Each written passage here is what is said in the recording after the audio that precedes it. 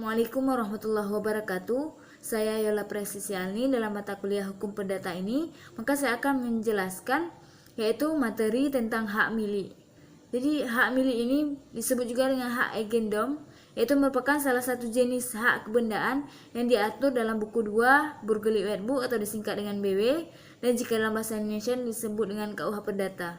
Dengan berlakunya Undang-Undang Nomor 5 Tahun 1960 ini, yaitu tentang Peraturan Dasar Pokok-Pokok Agraria, yaitu disingkat UUPA, maka hak milik atas tanah ini dicabut dalam buku 2 KUH Perdata dan diatur dalam Undang-Undang Pokok Agraria, sehingga cara memperoleh peralihan, pembebanan dan hapusnya hak milik atas tanah berbeda dengan apa yang diatur dalam buku 2 KUH Perdata. Jadi, mengenai hak milik ini diatur dalam bab ketiga pasal 570 sampai 624 KUH Perdata, yaitu pada pasal 570 menerangkan bahwa hak milik adalah hak untuk menikmati kegunaan suatu kebendaan dengan leluasa dan untuk berbuat bebas terhadap kebendaan itu dengan kedaulatan sepenuhnya, sepanjang tidak bertentangan dengan peraturan perundang-undangan yang berlaku. Dengan demikian, hak milik ini dapat dikatakan sebagai hak kebendaan yang paling utama apabila dibandingkan dengan hak kebendaan lainnya.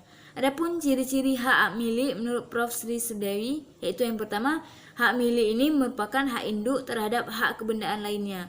Kemudian yang kedua, hak milik merupakan hak yang selengkap-lengkapnya.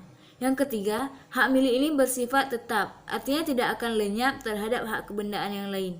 Kemudian yang terakhir yaitu hak milik merupakan inti dari kebendaan yang lain. Meskipun hak milik merupakan hak kebendaan yang paling utama, terdapat beberapa pembatasan, yaitu yang pertama, undang-undang dan peraturan umum. Yang kedua, tidak menimbulkan gangguan. Yang ketiga, kemungkinan adanya pencabutan hak. Yang keempat adalah hukum tetangga. Yang kelima adalah penyalahgunaan hak. Secara umum, cara memperoleh hak milik ini diatur dalam pasal 584 KUH Perdata, yaitu yang pertama pemilikan atau pendakuan, yang kedua yaitu perlekatan, yang ketiga adalah daluarsa atau lampaunya waktu, yang keempat adalah pewarisan, dan yang kelima adalah penunjukan atau penyerahan. Ada pula cara berakhirnya hak milik. Yang pertama yaitu karena orang lain memperoleh hak milik itu dengan salah satu cara untuk memperoleh hak milik. Yang kedua, karena binasanya benda.